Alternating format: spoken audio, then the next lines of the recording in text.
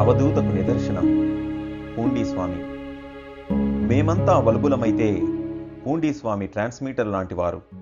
అక్కడ స్విచ్ వేస్తే కానీ ఇక్కడ బల్బులు వెలగవు. ఈ మాటలన్నదెవరో కాదు, నడయాడే దైవమని వేలాది మందిచే ఆరాధింపబడే కంచి పెద్దస్వామి శ్రీ చంద్రశేఖరేంద్ర సరస్వతి స్వామివారు. వారు శ్రీ పూండీ స్వామి వారిని దర్శించడమే కాదు, ఎవరైనా వారిని దర్శించామని చెప్పినా పరమానంద భరితులవుతారు. అంతేకాదు, తాము కూడా శ్రీ పూండీ స్వామి వారి అనుగ్రహం కొరకు ప్రార్థిస్తుంటామని అన్నారట. శ్రీ పూండీ స్వామి వారిని గురించి అడిగితే వారు టాపుకే టాప్ అన్నారు శ్రీ జ్ఞానానందగిరి స్వామి. శ్రీ స్వామిని దర్శించిన ప్రముఖులలో శ్రీ శంకరానంద స్వామి, శ్రీ పూర్ణానంద స్వామి, శ్రీపాద స్వామి, శ్రీ కృపానంద వారియార్ మొదలైన వారు ఎందరో ఉన్నారు. శ్రీ పూండీ స్వామి సుమారు 1935 ప్రాంతంలో తిరువన్నామలైకి 20 మైళ్ళ దూరంలో ఉన్న కలసపాక్కం గ్రామంలో ఉన్మత్తావస్థలో తిరుగుతూ కనిపించారు. ఆయన భారీ విగ్రహము, నడకలో టీవీ చూచే వారికి ఆయన ఒక మాజీ మిలిటరీ అధికారిగా అనిపించేవారు. మొదట కలసపాకంలోని కాకంగలై పిల్లయార్ కోవెలలోను, పాడుబడిన మసీదులోను, కొన్నాళ్ళు ద్రౌపదమ్మ కోవెలలోను, మరికొన్నాళ్ళు చెట్ల క్రింద రోడ్డు ప్రక్కన ఉంటూ ఉండేవారు. పైనుండి మోకాలి క్రింది దాకా కఫ్నీని పోలిన చొక్కా వేసుకునేవారు. దానిని తీసివేసేవారు కాదు. అది చినిగి శిథిలమైతే ఎవరైనా వేరే చొక్కా వేస్తే ఆ చినిగిన చొక్కాపైనే వేయించుకునేవారు కానీ పాతది విడిచేవారు కాదు. ఆ చొక్కా జేబు నిండా పారవేసిన ఖాళీ సిగరెట్ పెట్టెలు, చెత్త కాగితాలు, సిగరెట్ పీకలు మొదలైన చెత్తంతా కుక్కుకునేవారు. ఎవరిని ఏమీ అడిగేవారు కాదు, అన్నం మంచినీళ్లతో సహా.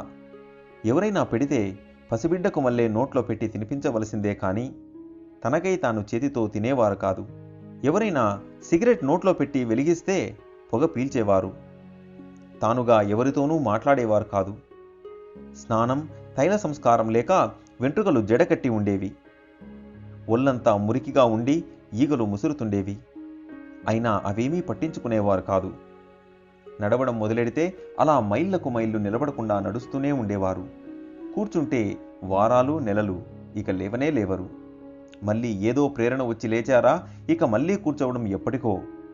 ఆయన ఎప్పుడు కూర్చుంటారో, ఎప్పుడు లేస్తారో, ఎప్పుడు ఎక్కడ ఉంటారో, ఏమి చేస్తారో, ఏమి చెయ్యరో ఎవరికీ ఊహించడానికి సాధ్యమయ్యేది కాదు. ఆయన ఎవరో, ఆయన ఊరేమో, ఎక్కడి నుంచి వచ్చారో, కులమతాలు, తల్లిదండ్రుల గురించిన వివరాలు ఎవరికీ తెలియవు. ఆయన భగవన్నామం స్మరిస్తుండగా కానీ ఆధ్యాత్మిక ప్రసంగం చేయగా కానీ ఎవరూ చూడలేదు. మొదట కలసపాకం గ్రామస్తులు ఆయనొక పిచ్చివాడని అనుకున్నారు. ఒక విచిత్ర సంఘటన ద్వారా ఆయన పిచ్చివాడు కాదని, అవధూత స్థితిలో తిరుగుతున్న మహా సిద్ధపురుషుడని వారు గుర్తించారు. కలసపాకం ప్రక్కగా చెయ్యార్ అనే ఒక గొడ్డేరుంది. శ్రీస్వామి అప్పుడప్పుడు ఆ ఏట్లోని ఇసుకపై కూర్చుంటూ ఉండేవారు. కూర్చుంటే వారాలు తడబడి లేవకుండా కూర్చుని పోవడం స్వామివారికి సహజమేనని ఇంతకు ముందు చెప్పుకున్నాం. ఎర్రటి ఎండకి కనకన కాగే ఆ ఇసుకలో మామూలుగా నడవడానికే కష్టం. అటువంటిది అంత ఎండలోనూ హాయిగా పండు వెన్నెట్లో పొరపు మీద కూర్చున్నట్లు కూర్చునేవారు. ఒకసారి పైన వర్షాలు పడి ఆ గొడ్డేరుకు హఠాత్తుగా వరద వచ్చింది. హఠాత్తుగా వరద రావడం, నీళ్లు లేకుండా హఠాత్తుగా తగ్గిపోవడం ఆ గొడ్డేటికి రివాజే. వరదకు ముందు ఏట్లో కూర్చొని ఉన్న స్వామిని చూచిన వారు పిచ్చి స్వామి వరదలో కొట్టుకుపోయాడని అనుకున్నారు.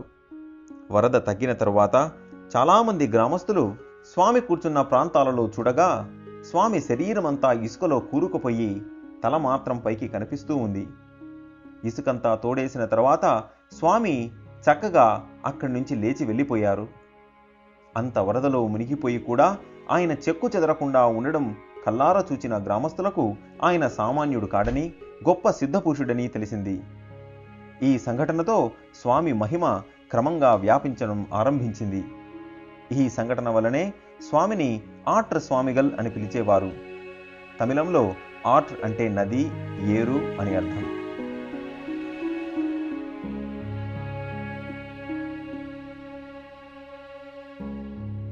బాబా గురువును గుర్తుకు తెచ్చే సద్గురువు. ఆ తరువాత ఏటికి ప్రక్కనే ఉన్న శ్మశానం సమీపంలో స్వామి కోసం ఒక పందిరి వేశారు. సుమారు 3 సంవత్సరముల పాటు స్వామి ఎక్కువగా అక్కడే గడిపేవారు. ఆ గ్రామంలో ఉండే మాణిక్య నాయనార్ అనే అతనికి స్వర్ణయోగం పిచ్చి ఉండేది. అతడెందుకో స్వామికి బంగారం తయారు చేసే పద్ధతి తెలుసుననిపించి స్వామిని దానికోసం వేధించేవాడు. ఆ కోరిక మనసులో ఉంచుకొని రోజు స్వామికి భోజనం పెట్టేవాడు. కానీ స్వామి ఎప్పుడూ తనకు ఆ విషయం తెలియదని, బంగారం చేయాలనుకొని మానభంగం కాబోకు అని అనేవారు. వేచి వేచి ఆ వ్యక్తి నిరాశను తట్టుకొనలేక కోపంతో స్వామి మీద దౌర్జన్యం చేయబోయాడు. స్వామి మౌనంగా అక్కడి నుంచి లేచి ఆ ఊరికి 2 మైళ్ళ దూరంలో ఉన్న పూండి వైపు సాగిపోయారు. ఈ సంఘటన 1960 ప్రాంతంలో జరిగింది. పూండిలో కూడా ఇలాగే తిరుగుతూ ఒకరోజు మెయిన్ రోడ్డు ప్రక్కన ఉండే ఒక ఇంటి అరుగుపై కూర్చున్నారు. అంతే, ఆ కూర్చోవడం 1978లో మహాసమాధి అయ్యేంత వరకు, అంటే సుమారు 18 సంవత్సరాలు ఆ అరుగు మీద నుండి లేవలేదు. శాస్త్రాల్లో చెప్పబడ్డ అజగరావస్థ అంటే ఏమిటో దానికి స్వామి సజీవ నిదర్శనం. కాఫీ కానీ, టీ కానీ, పండు కానీ, పలహారం కానీ నోటికి అందిస్తే సేవించేవారు. అలా ఎంతమంది ఎంత పెట్టినా తింటూనే ఉండేవారు. అంత పదార్థము ఆ కడుపులో ఏమయ్యేదో. అలా కాక ఏదైనా నైవేద్యం చేతికిస్తే అది అలానే ప్రక్కన పెట్టేసేవారు. ప్రసాదంగా తిరిగి ఎవరికీ ఇచ్చేవారు కాదు. దాన్నెవరూ తీసుకునేవారు కాదు. అలా ప్రోగైన నైవేద్యాలు స్వామి కూర్చున్న అరుగంతా ఆక్రమించడంతో ఆ వరండాలోనే ఉన్న మరో అరుగుపైన భక్తులు శ్రీ స్వామిని కూర్చోబెట్టారు. అప్పటికి ఆ నైవేద్యాలు రోజురోజుకి పెరిగి ఆ ఇంటి వరండానంతా నింపివేయడంతో ఆ ఇంటి యజమానులు ఆ ఇంటిని శ్రీ స్వామికే కైంకర్యం చేశారు. కానీ స్వామి మాత్రం ఆ ఇంట్లోకి ఎప్పుడూ అడుగు పెట్టలేదు. ఆ అరుగు వదలలేదు. అలా ఆ 3 అడుగుల వెడల్పు, 6 అడుగుల పొడవు ఉన్న ఆ అరుగే శ్రీ స్వామికి స్థిర నివాసమయ్యింది. వచ్చిన నైవేద్యాలనంతా భక్తులు ఆ వరండా కానుకొని ఉన్న గదిలో వేసేవారు. అలా రోజు వందలాది భక్తులు సమర్పించే నివేదనలు, పండ్లు, ఆకులు, తినుబండారాలు తదితరాలు ఆ గదిలోనే కుప్పలు తెప్పలుగా ఏళ్లు తరబడి పడుండేవి.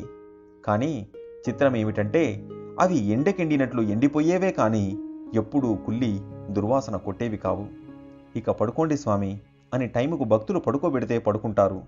మళ్ళీ లేచి కూర్చొనడము అంతే. మరి కాలకృత్యాలో అన్నీ అక్కడే. పసిపిల్లాడికి మళ్ళీ భక్తులే ప్రతిరోజు శుభ్రం చేస్తారు. ఎవరైనా పలకరిస్తే పలుకుతారు. ఏదైనా అడిగితే క్లుప్తంగా సమాధానం చెబుతారు. ఎవరు ఎలా అడిగితే అలానే వస్తుంది జవాబు. అంటే చనువుగా అడిగితే చనువుగా, భయంతో భక్తితో అడిగితే గంభీరంగా, క్లుప్తంగా జవాబిచ్చేవారు. జీవన్ముక్తిని మనస్సు అద్దం వంటిదని, ఎవరు ఏ భావంతో వారిని సమీపించితే ఆ భావమే ఆయనలో ప్రతిబింబిస్తుందని శాస్త్రము. భగవాన్ రమణ మహర్షుల వంటి జ్ఞానులు చెప్పిన దానికి ప్రత్యక్ష నిదర్శనం ఆయనలో స్పష్టంగా కనిపిస్తుంది. ఆయనను చూస్తుంటే అవధూత గీతలోనూ అష్టావక్ర గీతలోనూ చెప్పబడిన అజగరావస్థ అంటే ఇదేనేమో అనిపిస్తుంది. బ్రాహ్మీ స్థితి పొందిన బ్రహ్మవేత్త యొక్క శుద్ధ సత్వగుణం అంటే ఏదైతే ఉన్నదో అదంతా తానే అయిన శుద్ధ చైతన్య స్థితి. దీర్ఘ తమస్సులాగా అంటే అజ్ఞానం, క్రియాశూన్యత్వంలాగా కనిపిస్తుందని బహుశా శాస్త్రాలు ఇందుకే చెప్పాయేమో. మెయిన్ రోడ్డు ప్రక్కనే కూర్చొని ఉన్న శ్రీ స్వామిని చూస్తుంటే జ్ఞానధనాన్ని వీధుల్లో రాసులుగా పోసుకొని అందరికీ పంచిపెట్టడానికే ఉన్నారా అనిపిస్తుంది. ఆయన దర్బారు ఎల్లవేళలా తెరిచి ఉండేది. ఆయనకు భక్తునికి మధ్య ఏ విధమైన అడ్డంకి అదుపు లేదు. రోజు దర్శనానికి వచ్చే వందలాది మందిలో ఎవరు ఎందుకై ఆయన దర్శనానికి వచ్చారో, ఆయన నుండి వారు పొందిన అనుభవాలేమిటోనన్న విషయం సేకరించడం సాధ్యం కాదు. ఒకసారి శ్రీ సాయిబాబా తన గురువు వృత్తాంతం చెబుతూ, 12 సంవత్సరాలకు పైగా నా గురువును హృదయపూర్వకంగా సేవించాను. ఆయన సేవకై నాకు నేను విధించుకున్న కర్తవ్యం చాలా క్లిష్టమైనది. ఆయన తాను కూర్చున్న చోటు నుండి ఏ అవసరం కోసమూ లేచేవారు కాదు. మలమూత్ర విసర్జనకైనా సరే. అంతర్నిష్ఠుడైన ఆయనకు మనస్సు దేహము ఉన్నాయన్న సంగతి స్ఫురణకొచ్చేది కాదు. ఆ స్థితిలో ఆయన ఆహారం స్వీకరించడం, మలమూత్రాలు విసర్జించడం అక్కడే ఆయన కూర్చున్న చోటనే చేసేవారు. నేను ఆయనకు ఆహారం తినిపించి ఆయన కూర్చున్న చోటును తుడిచి శుభ్రం చేసి ఆయన గుడ్డలు మార్చి సేవించేవాణ్ణి అన్నారు. శ్రీ పూండి స్వామి వారిని చూస్తుంటే శ్రీ సాయిబాబా చేసిన తమ గురువర్ణన స్ఫురణకు రాకమానదు. దానికి తగినట్లే ఒక సాయి భక్తుడు శ్రీ స్వామికి బాబా ఫోటో చూపించగా, శ్రీ సాయిబాబానా, ఆయన చాలా గుణవంతుడు, పూజించుకో అని అన్నారు స్వామి వాత్సల్యం ఉట్టిపడే స్వరంతో. శ్రీ స్వామి ఇక 3 రోజులలో సమాధి అవుతారనగా తనను నిరంతరం సేవించుకునే భక్తుడు శ్రీ సుబ్రహ్మణ్యంతో తాను ఉత్తరాదికి పోయి చేయవలసిన పనులు పూర్తి చేసుకొని చెప్పవలసిన వారికి చెప్పి ఆ పైన వచ్చి పూండిలోనే ఉండిపోతానని అన్నారు. 2 రోజుల తర్వాత తాము చెప్పవలసిన 18 మంది సిద్ధపురుషులకు చెప్పి వచ్చానని శ్రీ సుబ్రహ్మణ్యంతో అన్నారట. ఆ మరుసటి రోజు అంటే 1978 అక్టోబర్ 27వ తేదీ ఉదయం 9 గంటల వరకు మామూలుగానే ఉన్న స్వామికి శ్వాస క్రమంగా తగ్గుతూ వచ్చింది. సుమారు 15 నిమిషముల తర్వాత శ్రీ స్వామి ప్రశాంతంగా దేహాన్ని విసర్జించారు. అప్పటి వరకు వర్షపు ఛాయలు ఏమీ లేకపోయినా స్వామి మహాసమాధి చెందిన కొద్దిసేపటికి మొబ్బులు పట్టి భారీ వర్షం ప్రారంభమై 3 రోజులు ఎడతెరిపి లేకుండా కురిసింది. భారీ వర్షం వల్ల ఆ 3 రోజులు స్వామి దేహాన్ని సమాధి చేసేందుకు వీలు కాలేదు. కానీ శ్రీ స్వామి సమాధి అయిన రోజు రాత్రి రేడియోలో ఆయన మరణవార్త విని దూరాన ఉన్న భక్తులు కూడా పూండి వచ్చి ఆ 3 రోజులలో స్వామి దివ్యదేహాన్ని కడసారి దర్శించుకునేందుకు వీలు కలిగింది. తర్వాత శ్రీ స్వామిని వారు కూర్చున్న అరుగు సమీపంలోనే ఉన్న ప్రదేశంలో సమాధి చేశారు. 3 రోజుల పాటు ఉన్నా స్వామి దేహం చెడలేదు, వాసన కొట్టలేదు, బిగుసుకొని పోలేదు. సజీవంగా ఉన్నప్పుడు ఎలా ఉన్నదో 3 రోజుల తర్వాత అలానే జీవకళ ఉట్టిపడుతూ ఉన్నది. 1974లో శ్రీ పూండి స్వామి వారి సన్నిధిలో సుమారు 1 మాసం పాటు దీక్ష చేసుకునే భాగ్యం నాకు అంటే ఈ వ్యాస రచయితకు లభించింది. ఆ తర్వాత కూడా ఎన్నోసార్లు వారిని దర్శించుకోవడం జరిగింది. అరుణాచలానికి అంటే తిరువన్నామలైకి చుట్టూ సుమారు 30 మైళ్ళ వ్యాసంలో ఉండే ప్రదేశాన్ని అరుణాచల తేజోమండలమని, ఆ మండలంలో ఎప్పుడూ ఎవరో ఒక జీవన్ముక్తులు సదేహంతో ఉంటారని పురాణ ప్రసిద్ధి. భగవాన్ శ్రీ రమణ మహర్షి ఉవాచ. మరి ఈనాడు ఆ తేజోమండలంలో సశరీరులై ఉన్న ముక్త పురుషుడు ఎవరో?